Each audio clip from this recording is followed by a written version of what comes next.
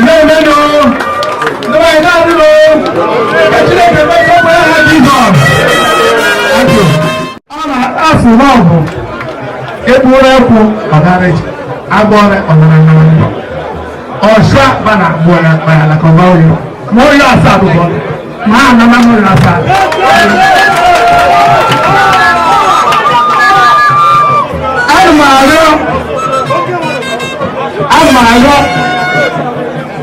I'm only going to the south, especially the delegates.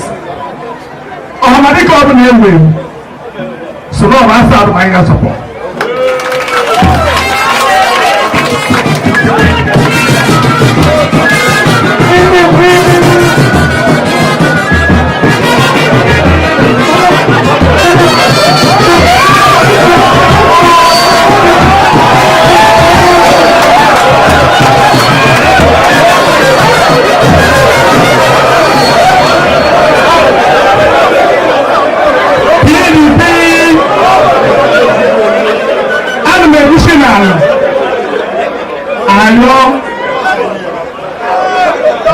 Dr. Fatasa Biko Echefuno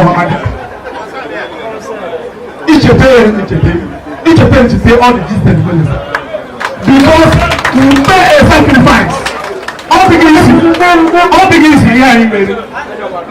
Almost a good American number of American in the America. Madam Mado, Papa in the Mutesi sign on the last side. Now I know what you because your man in the war. Let us move. PDP.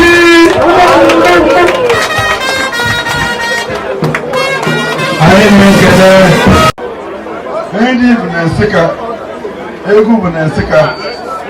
I never go to marriage in Nasika. Look, I didn't Nasika. Chairman, my God will bless you.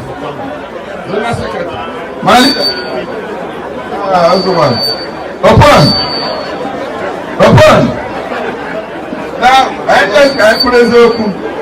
Now, I'm in the party. I'm with the delegates. Of the 16 wards was the executive. The other one, who's the delegates there? Who is the chairman? Oh my God.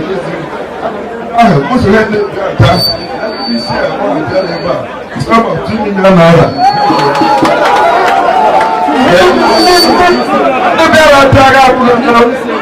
This party is talking. What executive local government?